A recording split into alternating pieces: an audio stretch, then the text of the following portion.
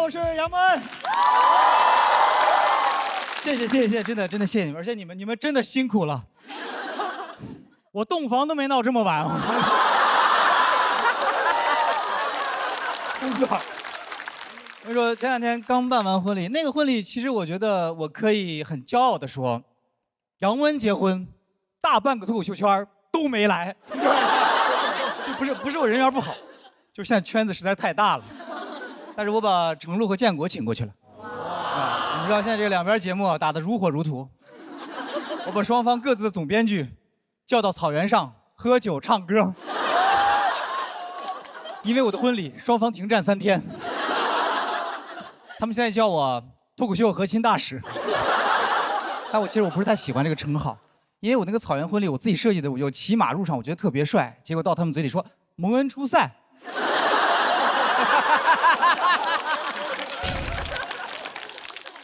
那个马真的非常难控制，我上马之前，教练特意交代说，记住了，他是畜生，你要征服他。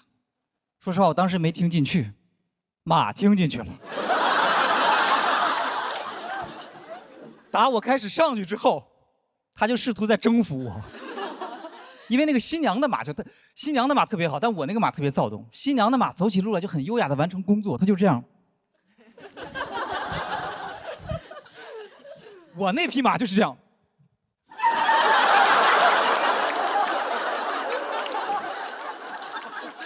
他完全不管我的死活，你知道吗？他颠得特别开心，然后我在那个马背上，我就开始这样。小北看见了说：“快看，杨蒙在给马打气儿。”我。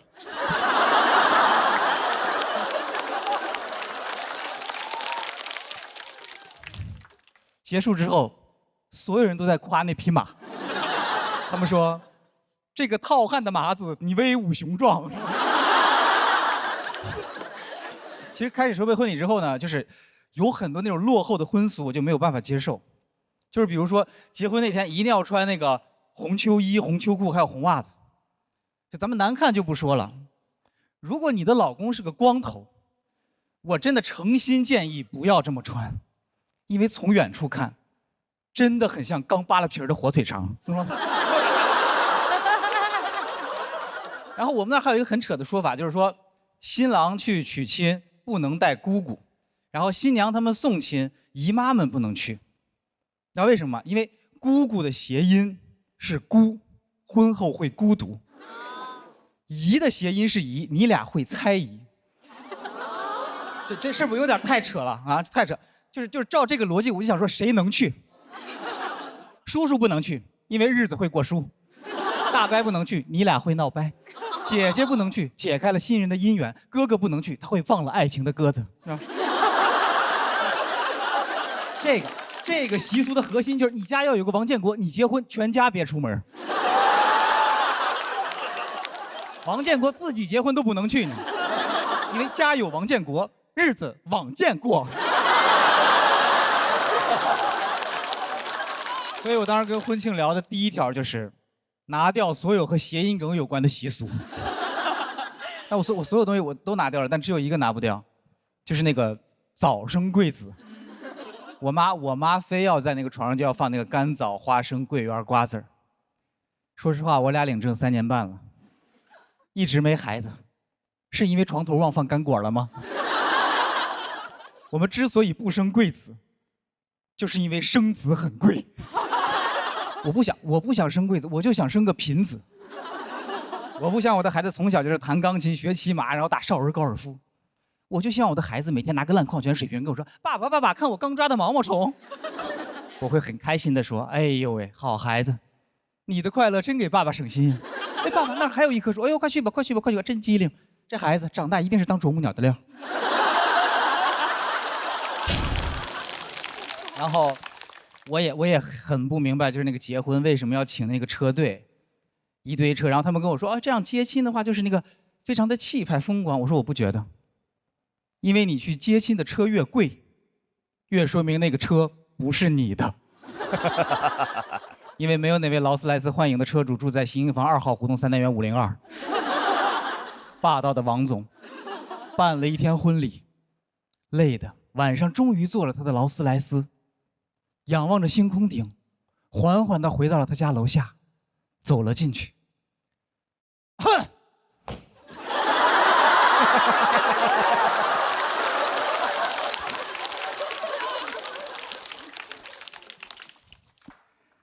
喂，小刘，1楼的感应灯记得修一下。我绝不允许我的女人在楼道里跺脚2次。所以就是我觉得一场好的婚礼，你就应该拿掉所有和你没关系的繁文缛节，然后留下真正对你们有意义的事情，比如随份子。随份子这个事儿真的是，我随的是我觉得我说这人情社会的文化糟粕必须废除。收礼那天这老祖宗定下的规矩了，谁敢不从？然后我以前参加婚礼的时候，我就想，如果我只去不给钱，他们会不会发现这个事儿？这次结了明白了，一定会发现，因为不然你们以为洞房花烛夜一对新人关了门之后会干什么？当然是对账了。不仅对账，我们还得验算。验算的时候，我俩就知道为什么我们俩这么般配了。因为以100为单位的纯加法，2个人算3遍都算不出一样的数来。但是那天晚上非常的开心，那天晚上我们都听到了最悦耳的来自父母的指责。我老丈人晚上在吼我们说：“你俩数钱小点声。”最后，当我们终于忙完了一切，然后精疲力尽的躺了下来之后，刘佩玉含情脉脉的看着我说：“要不咱俩再数一遍？”我真的当时我一个蹬劲我就起来，我掏出计算器，我说就等你这句话呢嘛，归零归零归零。这个我想说的就是这个世界上，到底懂不懂不重要，最重要的是有一个懂你的人在身边。我们俩都知道，就是婚姻不一定会让人变得更幸福，但数钱可以。谢谢大家，我是杨蒙恩。Hello， 大家好，我是杨蒙恩啊。那个我之前是个，我刚刚表演了一个忘词儿，好是吧？因为前面刚连的忘词儿，然后在我后台的时候我特别的紧张，然后我说与其传染我不如先得吧，我说这。其实这样，今天聊一下我之前的一些生活。我之前是跳街舞的，有人看不出来是吗？你这样能看出来了吗？是吧？来一个，这是这现在我最高水平了，不好意思。其实这样，我很早，我是08年，我上高中的时候去跳街舞了。08年跳街舞是个非常前卫的事情。08年，王一博甚至都不是练习生呢。王一博就是个小学生，而且那时候全内蒙更没有几个人知道街舞是什么。那时候有几个年轻人在我们那公园那空地里面跳舞、翻跟头，然后各种转，围了一圈大爷大妈在那儿看，根本不知道他们在干什么。后来越传越邪乎，说公园里面耍猴的没带猴，能自己练。我就在那种情况下去跳的街舞，然后我们包头唯一一个街舞团叫精武门。非常的中二，就他虽然已经把那个武术的武改成了舞蹈的舞，但是我还是无法接受精武门里面跳爵士。我啪一走进精武门，所有人就在这儿，然后老师一边跳一边教说：“想象你们在开一台车。”我说：“你开什么？”我说：“你开什么车让你这么开？你坐方向盘上了吧？”你说：“我本来不想学，后来呢，讲完课之后，老师给我看了一个世界街舞大赛的视频。放完之后，他语重心长地跟我说：“这是世界最牛的街舞比赛。那这里面有日本人，有韩国人，有美国人，就是没有我们中国人。你们知道为什么吗？因为我们中国人接触街舞实在太晚了，老师们再怎么练也比不过他们了。但你真的赶上好时候了。老师相信你从现在开始练，有朝一日一定能代表我们打败日本人，打败美国人，打败韩国人。”我当时16岁的我听得热血沸腾，脑子里面已经出画面了。在一群外国高手的围攻之下，我一个托马斯全旋720转体完美落地，全场起立沸腾。主持人都激动地问我：“你叫什么名字？”我说：“我叫中国人。”这个时候，老师问说：“现在你知道你为什么要跳街舞了吗？”我说：“为国争光。”他说：“没错，这边交钱。”是吧？我发现我们真的很爱打外国人，真的。如果一个综艺干不下去的话，我们就找几个外国明星过来唱歌比赛，然后赢他们，是吧？我跟你说，我当时学街舞那个心情，就是那英那年那个表情包，就是我要洋人死。结果过2天舞团请来了一个外国的麦克老师，给我们上大师班，我又交了3000。我最后临走之前，我终于鼓起勇气，我跟他说了一句英文，我说 I will defeat you in your country。麦克老师也回了我一句中文，他说，其实我是中国人。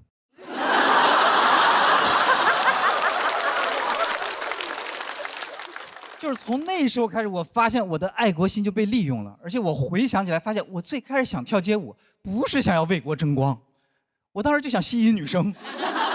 当时我太幼稚了，我发现跳街舞其实根本不能吸引女生。那时候上高中，没有几个女孩喜欢跳街舞的。你们想象一下，如果你男朋友是跳街舞的，你怎么跟别人介绍他？啊，别人一说啊，我男朋友学习好，年级前3，我男朋友体育生，校100米记录，到你了，我男朋友能用脑袋在地上转10圈儿，你男朋友只腌陀螺吧，那么厉害转。我当时就是那个陀螺，我练头转练得非常厉害，他们甚至还给我起了个绰号，叫我钻地龙。我觉得不够酷，还起了个英文名叫钻地 dragon， 钻地 dragon 就是拼音钻地 dragon。然后我本来还觉得挺酷的，后来直到有一回我去外地参加那个街舞比赛，他那个比赛是他介绍选手上场的时候，他是把你来自哪里和你的外号连在一起介绍出来。我刚说我家乡是包头市，我当时下面已经很唏嘘了，我说包头钻地龙，我这听起来是不是有点愚蠢呀？结果我没想到那个 DJ 比我想象中还要愚蠢，他操的时尚又浑厚的口音开始介绍我说，接下来这位选手是包着头的钻地龙。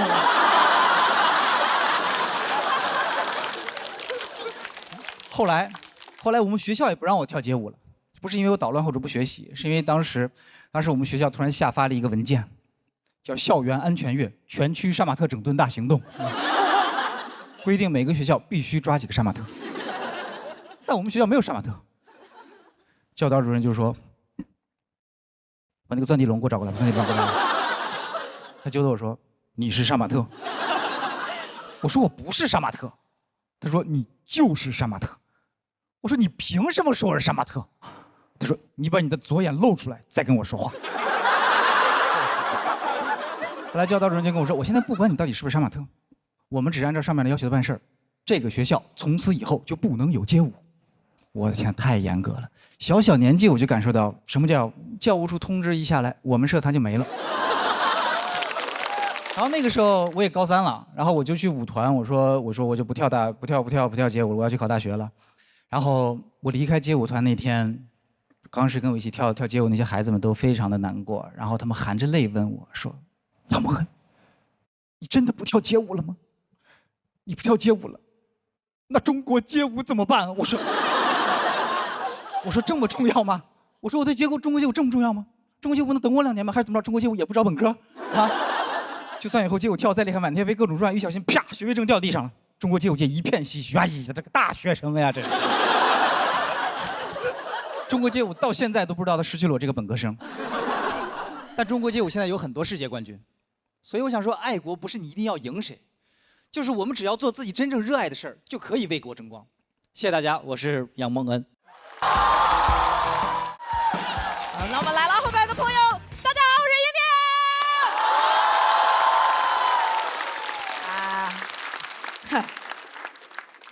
这2年呢，我去国外上学了，每天都在吃白人饭。蒙恩呐，兄弟啊，你还有3个月就走了。咱现在就该吃点啥吧。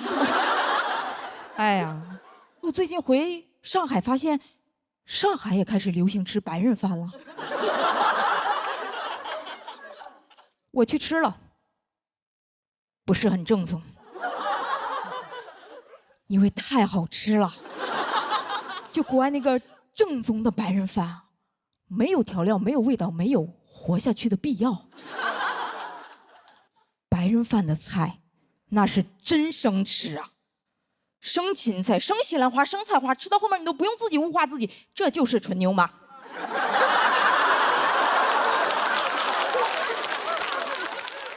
就这菜，他们不炒，也不焯，就让你蘸酸奶吃。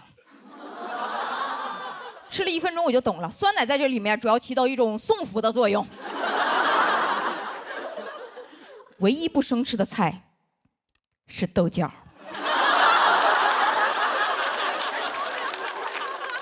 咋不能生吃呢？吃死多好呀！死了我在黄泉路上，孟婆还能给我喝一口热汤，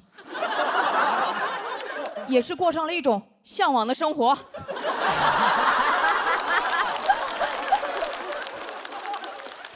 就这午饭你吃完啊，你都根本不用午休，因为血糖根本上不来。你想吃点热乎的，只能靠自己上火。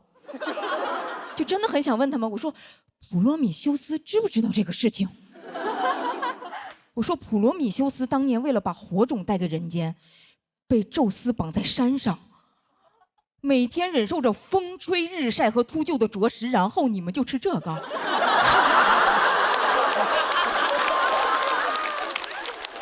我说那普罗米修斯他自己晒得久一点，秃鹫吃的都比你们热乎。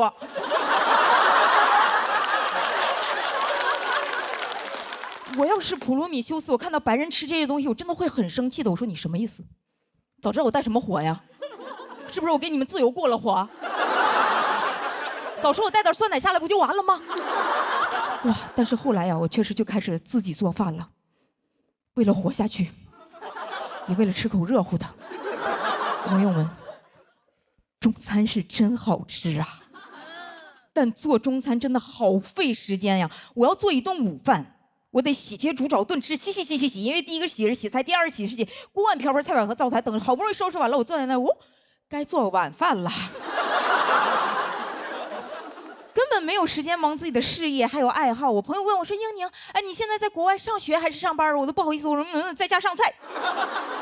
现在主要在西方展示一些新东方。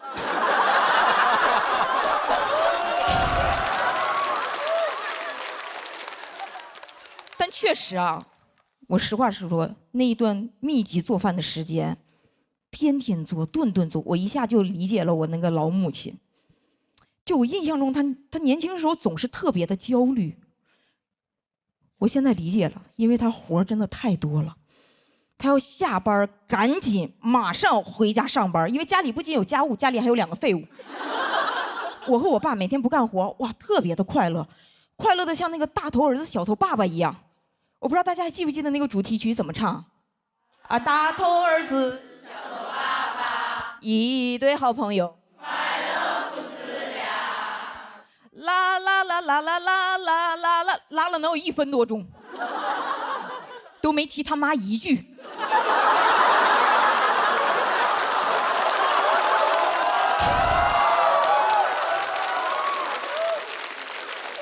我不知道，还以为讲的是一个单亲爸爸的故事。我点进去一看，我的妈呀，有妈呀，叫围裙妈妈。我说大头儿子小头爸爸，围裙妈妈。我说妈妈怎么了？妈妈是没有头吗？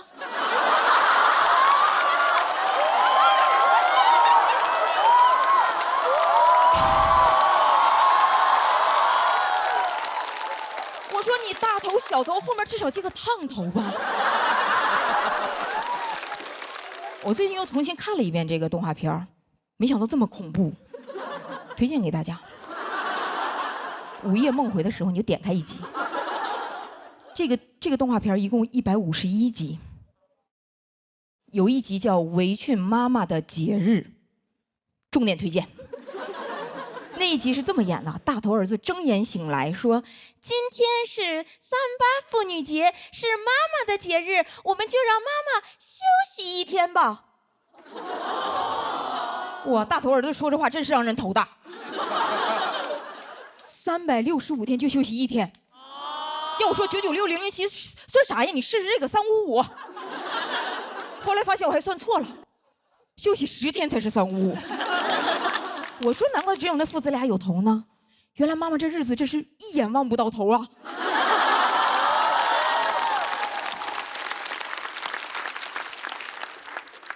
妈妈甚至都没有一个病假啊！有一集围裙妈妈在家做饭累到晕倒，父子俩赶紧跑过来关心说：“围裙妈妈，你可不要死啊！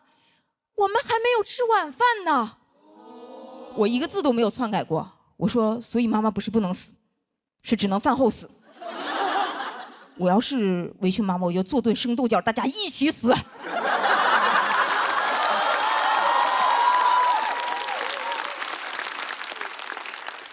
但我还是要为小头爸爸证明一下啊，他是个好男人。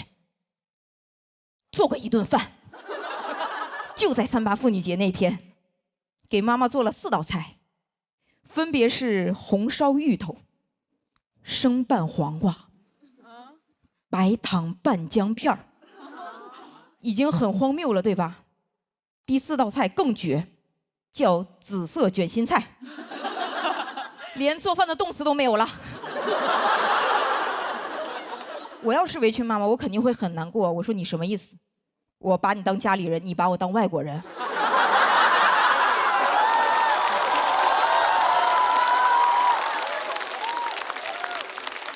你给我做4道白人饭，白糖拌姜片啊，朋友们，白人都不这么吃啊。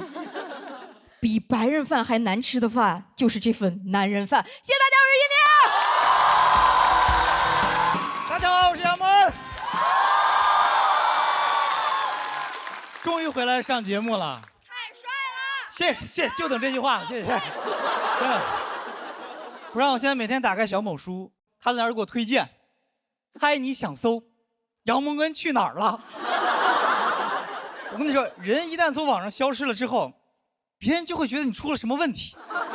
我还收到那网友啊发私信关心我说：“蒙恩，看你好久没有发微博了，不知道是不是你的感情出了一些问题？”我是《再见爱人》导演组的导演，有没有兴趣？我说 OK。朋友们，我这2年什么都没有发生，真的没有任何事。我这2年一直在准备出国留学。我去年1整年我都在学英语，然后考了托福，然后年底成功报考了纽约大学电影系的研究生。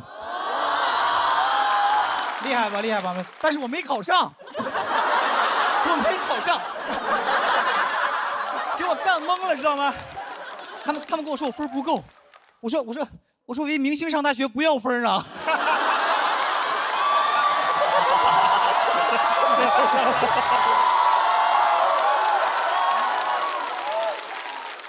开玩笑，开玩笑，我不是明星啊。是的，我面试的时候我还跟他们假装谦虚呢。我想说我自己是个小有名气的演员。我说 I'm a little famous。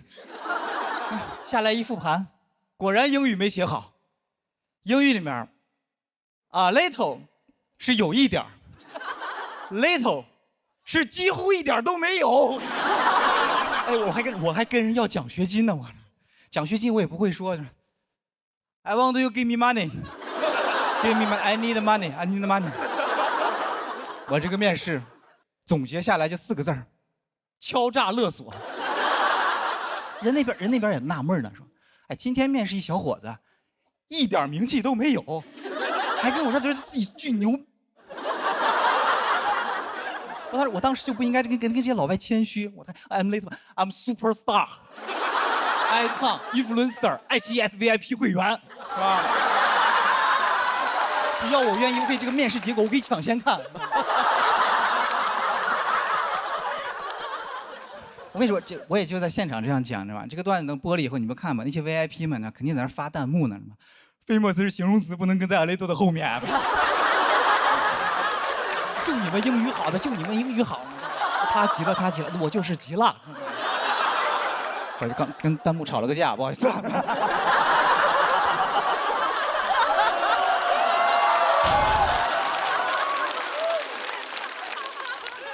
我就是喜欢把事想太美了，你知道吗？但是说实话，我当时退圈的时候，我都想好怎么复出了。我就想，我沉浸2年之后，在微博突然发一条纽约大学的录取通知书，然后我就云淡风轻的3个字：纽约见。到时候，纽约大学3大校友，泰勒·斯威夫特、李安、杨蒙恩，我都差点给李安发私信，我说学长，咱们学校在哪儿买脸盆呀？我对我的自己的认知产生了非常大的偏差，你知道吗？我以为我能达到的效果就是那种厚积薄发、带着梦想冲出枷锁的大龄流子。但实际上的我就那种每年高考里面新人文人物，是吧？6旬老汉第18次参加高考，喜得176分。最后大家佩服，都不是因为我取得了什么耀眼的成绩，大家就是纯惊叹，这老登还有气儿学呢。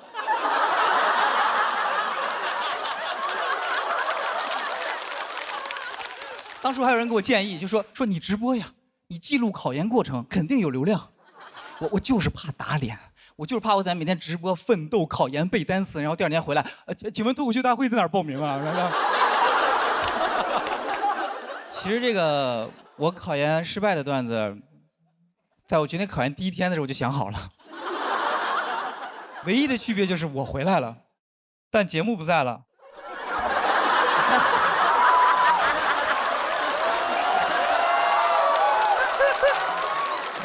我真的回来以后，我朋友们跟我吃饭呢，聊的都是我熟悉的人和事儿，但用的都是我听不懂的词儿。现在主要俩节目，一个拖沓，一个喜单。我说拖沓喜单啊，这俩节目一个鹅的，一个桃的。我说，鹅的桃的。我努力听懂他们说话的样子，就像一个刑满释放人员。我跟他们说的话也像刚放出来的。他们说：“蒙恩，你到底上哪个？”我说：“少废话，这2个哪个来1000块啊？”I need money。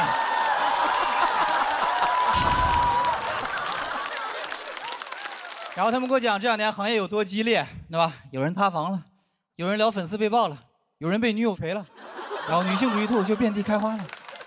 我听起来就感觉脱口秀这2年的发展好像就是女演员一直在上桌，男演员一直在上炕。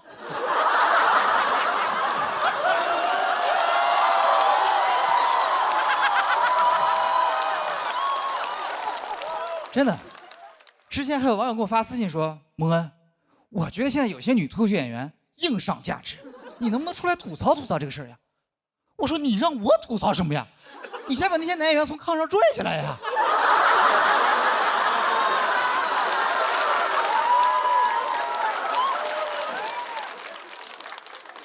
这个没有影射同行的意思，就是真的是这样的。然后杨丽还问我，说：“杨哥，这2年你发生的事儿，你就一点儿也不知道吗？”我说：“对呀，我真的不知道。我为了学英语，我关了朋友圈，我卸载了微博，然后一切社交软件我都远离，避免打扰。”他听完之后，他都惊呆了。他说：“天哪，就这都没考上吗？”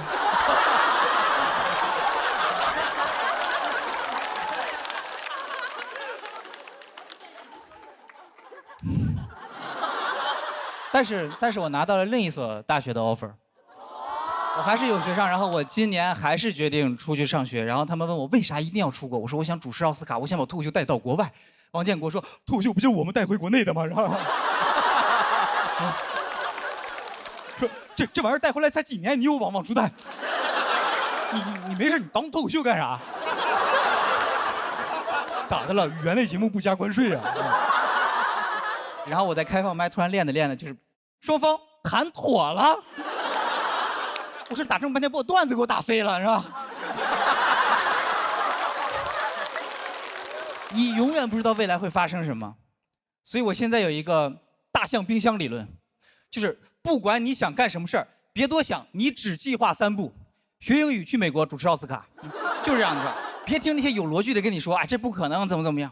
我说把大象放冰箱里需要3步，他跟你说哪有那么大冰箱呀？这需要多少电荷呀？他觉得他自己有逻辑，但他也不想想我去哪儿找大象啊？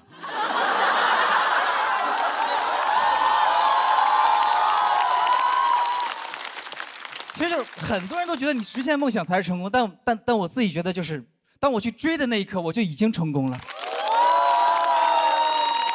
虽然最后没有成为李安导演的校友，还是有些遗憾。但是，李安导演你放心，以后我去纽约买脸盆，我指定还找你。谢谢大家，我是杨蒙恩。大家好，我是杨蒙恩。行，真的很开心回来录节目，因为我现在真的发现，还是脱口秀的舞台最适合我。因为只有在脱口秀的舞台上，才会有人觉得我帅。不，你们现在说不觉得有点晚了吗？是吧？不是图你们这个。你们有人知道我前2年客串了个仙侠剧吗？如果你们知道，你们就假装不知道好不好？如果你们不知道的话，你们永远不要知道是吧？那个剧其实一点也不火，但它真的给我造成了很大的伤害。因为那个剧上的唯一一个热搜还跟我有关，叫“才发现杨蒙恩这么难看”。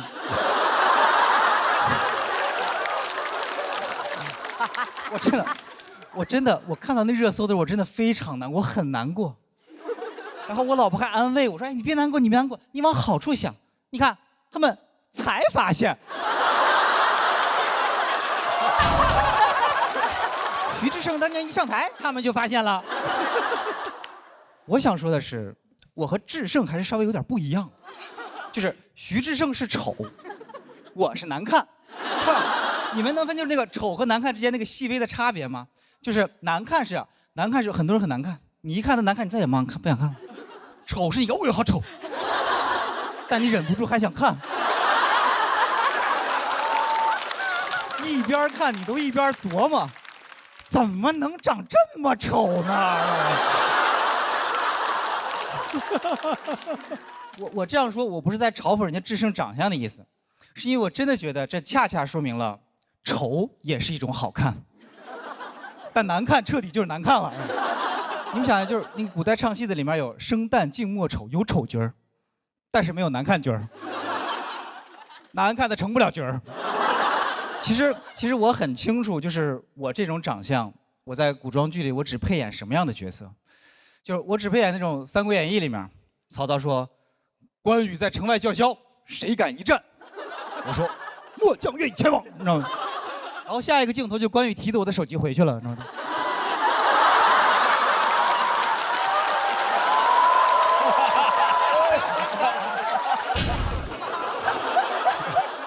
打战鼓呢，在这个就是。而且，人真的是你要经历一些事情之后，你才能做到真正的感同身受。我原来看仙侠剧的时候，我的嘴很恶毒的。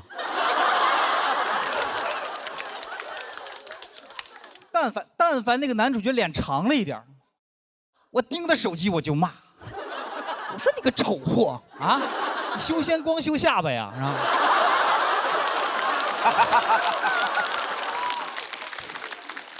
然后我们前2天我们又看了一个仙侠剧，我老婆指着其中一个男演员就说：“哎呦，他长成这样也好意思出来演戏？”我跟他说：“他也不容易呀。”你知道他现在有多难过吗？他怎么知道上了电视之后那么难看呀？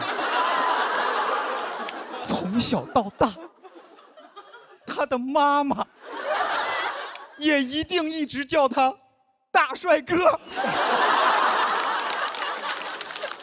真的，没有一个仙侠剧啊，不是，他是没有一个母亲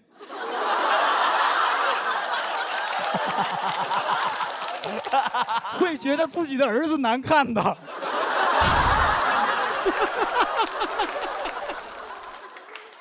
但那个仙侠剧把我妈击穿了。我妈看的那个热搜，从愤怒到妥协，只用了3句话。第一句是：“哎，现在网友说话怎么这么难听呀？”第2句是：“蒙恩多帅，那蒙恩多帅啊！”第3句是：“这个妆好像就是有点问题啊。”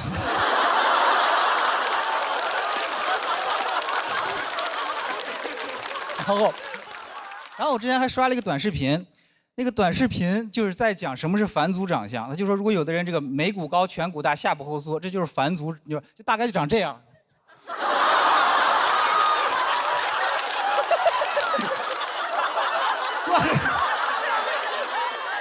你们都看得见。是，这有什么好啊？你没见过山顶洞人是吧？这真的就那个视频，他就这样，他那个视频还专门配了一个就是北京猿人就历史课本那个图。说实话，我看着那个图，我从来没那么觉得，我根本不是什么内蒙人，我老家就在北京周口店，是吧？而且你们知道，就是北京王府井那个地铁站那个下面有个古人类文化博物馆。我以前在北京生活的时候，我每次都过去都想转一转。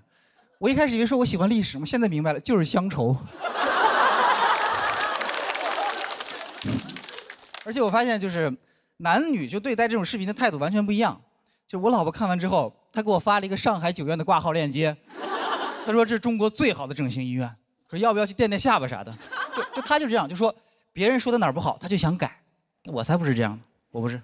我点开那个视频，然后在下面评论，我说对呀，没错，长成这样，因为我是你祖宗。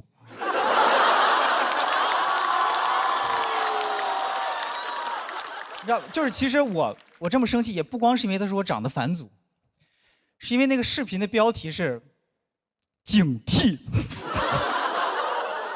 你身边有这样长相的人，因为长成这样的人，小脑发育不健全。所以他冲动、易怒、会报复，然后后面跟了一堆杀人犯的照片，就是他就是对我这种长相的一个全方位的否定，就是说我这种人就是长得差、小脑差、脾气还差，我感觉我就是徐志胜小佳和翟佳宁的结合体。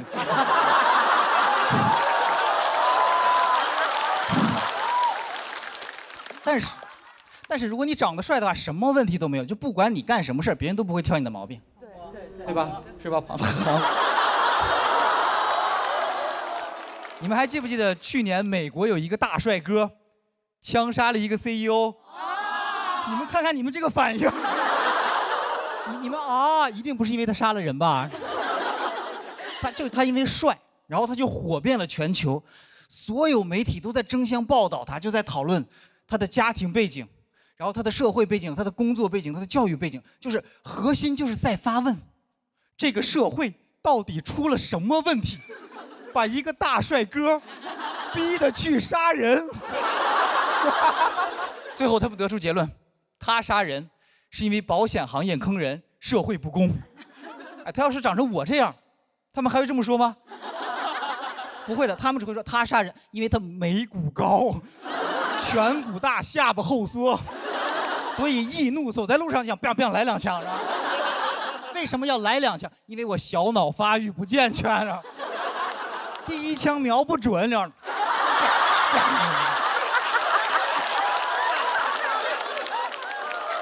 根本不会有人在乎我是不是有什么难言之隐，也不会有人讨论我的 OOTD。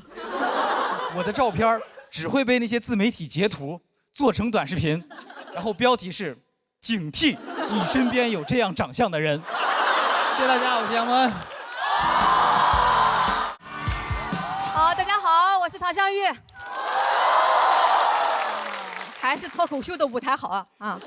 我也不敢演线下剧了，现在。那张照片不会突然出现吧？特别压力特别大，最近因为一直在比赛嘛，我确实还是压力挺大的。我就去刷我上一季的高光时刻，解压。压力更大了，因为有一条视频点赞特别高，但热评第1，你们知道是什么吗？是有人放了一张我的丑照，没有比杨哥那张好多少。说他其实长这样，好多人帮我说话怼他，那咋了？关你啥事啊？人好笑不就行了吗？好像没有安慰到我什么呀。但我好好打扮一下吧，也有人不满意，说忘本了，好看了不好笑了，咋了？是粉底把笑点盖住了吗？他说你应该把心思放在业务能力，不然你再打扮也只是一个普通的小美女。我仔细想了一下，未尝不可呀。